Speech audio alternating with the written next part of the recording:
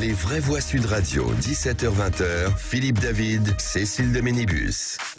Retour des vraies voix avec Philippe Billiger, Jean Dorido, Emmanuel Dupuis. C'est l'heure du coup de projecteur. Manque de moyens financiers, de fonctionnaires, complexité des procédures. La justice est engorgée. Selon une info du journal du dimanche, une dépêche interministérielle datée de mai 2021 incite les magistrats à classer sans suite les affaires jugées trop anciennes ou pour lesquelles aucune enquête n'a été menée. Face aux affaires classées sans suite, les victimes sont-elles abandonnées? Et vous êtes très majoritaire à le dire, puisque vous êtes 98%. Avec nous, maître Cathy Richard, avocate qui a témoigné d'ailleurs dans le JDD. Bonsoir maître. Bonsoir à tous. Bonsoir, merci d'être avec nous. On va donner la parole tout de suite à Philippe Billiger. Est-ce que ça vous paraît plausible, ça, plausible, oui, demander de classer les affaires sans suite? Alors, j'ai lu évidemment avec grand intérêt ce qu'a déclaré maître Richard dans le journal du dimanche. Ça me paraît complètement extravagant. Tout de même, j'ai connu une époque où le procureur général Truche, à la Cour d'appel de Paris, nous avait demandé de faire venir tous les dossiers d'instruction un peu anciens pour voir s'ils pouvaient être réglés, et donc on a fait diminuer le stock en ayant une attitude cohérente. Mais là, ce qui me paraît absolument saugrenu, c'est que on va chercher à pallier des dysfonctionnements graves de la justice et d'une manière qui va complètement décourager les citoyens, et donc les victimes sont complètement abandonnées. Je ferai simplement une exception pour les affaires tellement anciennes où une passivité a été telle qu'on ne pourrait rien faire de plus. Oui, mais justement, déjà, la passivité pose un problème. C'est cette passivité qui pose un premier problème. On se rend compte que les plaintes déposées par les justiciables ne sont pas suivies des faits la plupart du temps. On voit très bien qu'on essaye de faire en sorte de modifier la prise en compte de la plainte. On dit maintenant vous allez déposer des plaintes par ordinateur sur des sites spécialisés. Parce que effectivement, les gens en ont assez d'arriver au commissariat et puis d'attendre des heures, d'être reçu par un policier qui prend des plaintes toute la journée, mais qui va pas lui-même suivre les plaintes. Déjà tout, c'est pas difficile de se rendre compte à ce moment-là déjà que quelque chose dysfonctionne. Forcément, la plainte, si finalement elle va arriver un jour sur le bureau d'un policier, il va falloir qu'il s'y mette. Voilà, il va falloir qu'il trouve le temps au milieu de ses autres affaires. Puis pour un peu que la plainte elle passe en dessous, moi dans le dossier dans lequel il y a cette fameuse circulaire est visée, il faut savoir que pendant des années, plusieurs années, je demandais régulièrement au parquet où en est cette affaire. Et j'ai des écrits du parquet disant enquête en cours, cette affaire est en cours, l'enquête est en cours dans cette affaire. Morale de l'histoire, quand on m'annonce qu'il y a un classement sans suite, je demande la copie du dossier, je reçois la plainte que j'avais rédigée et déposée auprès du procureur de la République. Les pièces, même pas, elles sont perdues, d'accord ? Il n'y a pas un acte d'investigation qui a été fait. Et alors, ce qui est incroyable, si vous voulez, c'est là où c'est fort, c'est-à-dire que la circulaire est visée. Normalement, elles ne sont pas visées, les circulaires. Là, il y a eu un petit bug, on a visé la circulaire.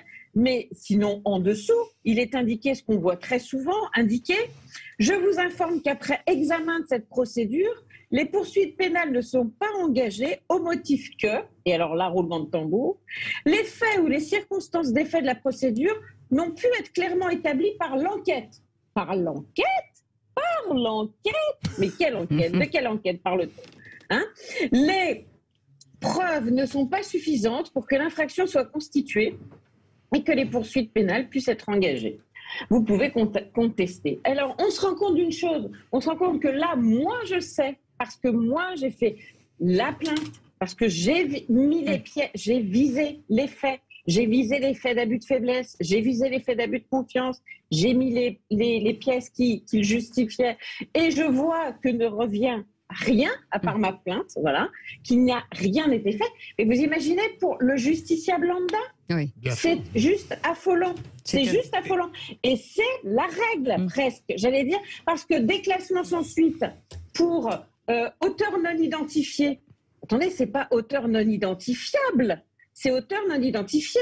Si vous donnez pas le nom, le prénom, l'adresse de la personne qui vous a agressé, on va vous répondre, l'auteur n'est pas identifié. Allez, hop, c'est contre X, même si on a tous les moyens dans la procédure de l'identifier.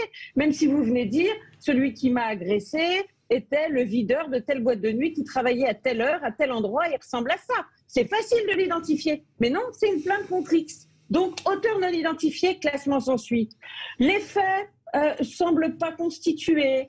Voilà. On nous répond la même chose, mais c'est parce qu'on est plus. Il y a une problématique totale de la façon dont les plaintes sont prises et dont les plaintes ensuite sont traitées. Sont gérées, oui. Vous restez avec nous, Emmanuel Dupuis, quand moi les bras m'en tombent quand j'entends ça, mais j'imagine que ceux qui nous écoutent et qui ont déposé des plaintes, et ça fait 2, 3, 4, 5 ans qu'ils attendent, je pense à eux, les pauvres. Ils ne déposeront plus de plainte, c'est peut-être ça aussi la volonté. Moi je crois qu'on est effectivement dans une justice très malade. Je parle sous le contrôle d'un magistrat, alors que le ministre de la Justice avait commencé son mandat en disant qu'il fallait simplifier et accélérer l'exécution des peines. On en est maintenant à sacrifier les peines longues. Alors évidemment, il y a saturation des peines, je suis d'accord, mais c'est quand même assez hallucinant que nous fassions ça, alors que partout en Europe, on est le phénomène inverse, où les peines longues sont traitées en priorité. Elles ne sont pas abandonnées, elles sont traitées en priorité. On désengorge finalement en aval et non pas en amont. Donc c'est aussi une façon de montrer que les futurs justiciables seront peut-être moins protégés, seront protégés moins longuement. C'est aussi une histoire de coût, de rationalité. Et moi, ça m'inquiète beaucoup. Une sorte de marchandisation encore plus forte. Je voudrais ajouter une chose, si c'est possible. Oui, allez-y, cette circulaire, elle est notamment signée de Frédéric Vaux. Alors Frédéric Vaux, vous avez peut-être entendu parler de lui récemment. C'est le patron de la police nationale.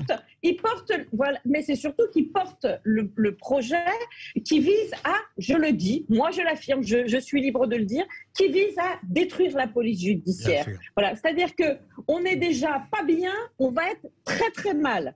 C'est-à-dire que, on se rendra compte prochainement que dans les gros dossiers, on aura le même merdier que dans ces petits dossiers, voyez, puisque nos policiers de la police judiciaire, ils seront envoyés dans tout ce qui ne fonctionne pas, là, la sécurité publique. Monsieur Bilger, dites-le.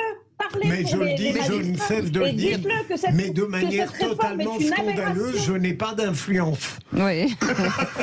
Et tout ça, il attend sa certification Twitter avec Jean Dorido. Oui, une réaction. Ce qui est assez vraiment désespérant, c'est que la France se tiers-mondise en réalité. On se demande quel est le secteur qui se porte bien. Vous écoutez les soignants et vous expliquent que la santé, c'est vraiment pire qu'une peau de chagrin. On se dit à qui on peut faire confiance aujourd'hui. Je vous coupe, c'est la une du JDD dans lequel il y a cette tribune hier. Plus rien ne va dans les services publics. Et alors, pour rester sur les services publics, je me fais la réflexion que typiquement, si on fait un crochet, on quitte la justice pour parler de la Poste n'est même plus présentée comme un service public. C'est-à-dire qu'aujourd'hui, c'est vraiment acté, c'est entériné, que ça n'est plus le travail de la collectivité, c'est dédié à des acteurs privés, et on peut envisager que ces fonctions régaliennes, qui sont quand même des piliers de la démocratie, peut-être un jour ce sera externalisé, et on fera appel à des enquêteurs privés pour que les dossiers avancent, et c'est absolument dramatique. Maître, pour ceux qui nous écoutent et qui sont dans cette situation-là, il y a des frais engagés, j'imagine. Vous n'êtes pas totalement gratuite. Donc, ça veut dire que toutes ces... Alors, pour que je sois moins cher, on peut aussi en parler à l'État et aux régaliens. Je pense que je serais moins assassinée par l'État. Ce que je veux dire, c'est que je vous en prie, mais les personnes qui vous ont engagé, ils payent votre travail pour qu'on leur dise des années ou des mois ou je ne sais pas combien de temps plus tard que finalement c'est classé sans suite. Aujourd'hui, c'est quoi leur recours? C'est de recommencer? Non, attendez, moi là, je pense que je vais avoir un procureur général qui va regarder cela et qui va se dire, là, on est quand même dans le registre de l'aberration. Donc, j'ai fait ce que la loi me permet de faire. C'est-à-dire que j'ai fait un recours auprès du procureur général pour contester ce classement sans suite. Et j'espère qu'en conséquence, le procureur général va remettre en route l'enquête, c'est-à-dire renvoyer la plainte devant des services enquêteurs en leur demandant cette fois-ci de faire le nécessaire.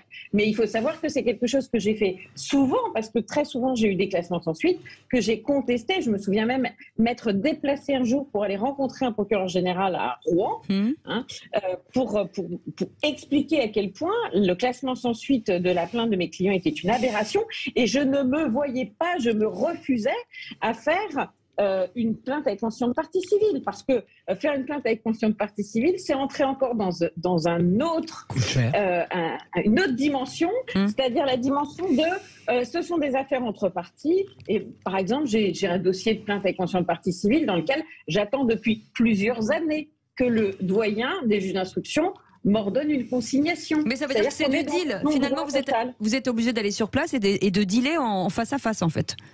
Ah, je dis pas, je plaide.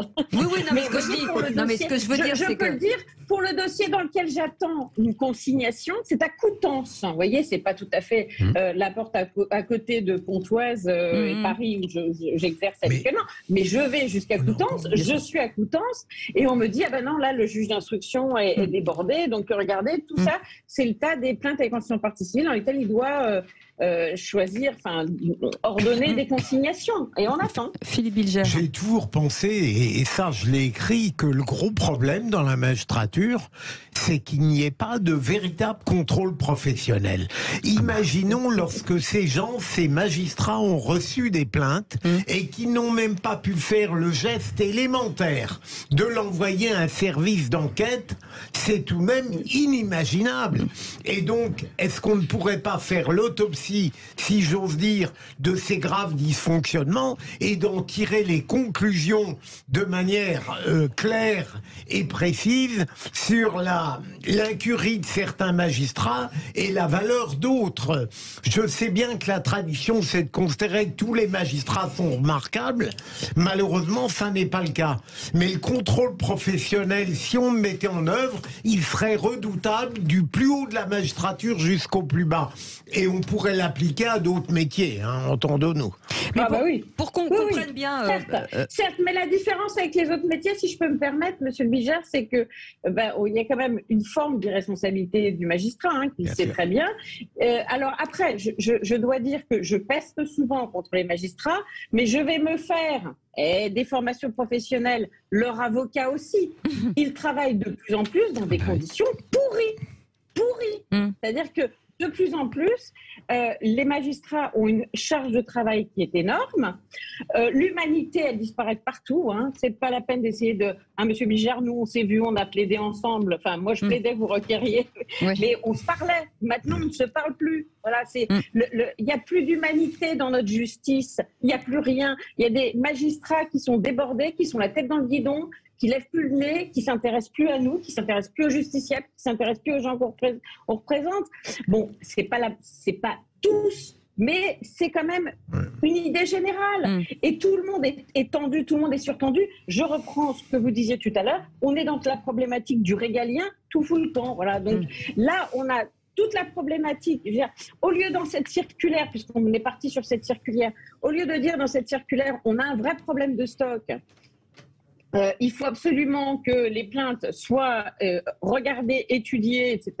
Et on va mettre les enquêteurs, on va avoir suffisamment d'enquêteurs, suffisamment de magistrats. Ben non, on dit classons sans suite. Tout ce qui est un peu ancien, allez, c'est ancien. On n'a rien fait, donc c'est l'officialisation d'un dysfonctionnement. Et le dindon de la farce, c'est le justiciable et c'est souvent la victime. Eh ben, on pense bien à lui. Merci en tout cas de nous avoir réveillés sur ce sujet. Maître Cathy Richard, avocate. Je vous rappelle, lisez bien entendu le JDD si vous ne l'avez pas lu et regardez bien cette information parce que c'est vrai que c'est assez scandaleux. Hallucinant. Merci d'avoir été avec nous. Dans quelques instants, vous allez être contents, les amis. Emmanuel Dupuis, avec Jean Dorido, avec Philippe Bilger. On va jouer. On va faire les petits enfants. Mais j'espère que les petits enfants ont bien regardé l'actu, sinon ça va faire pampan cucu. Allez, à tout de suite.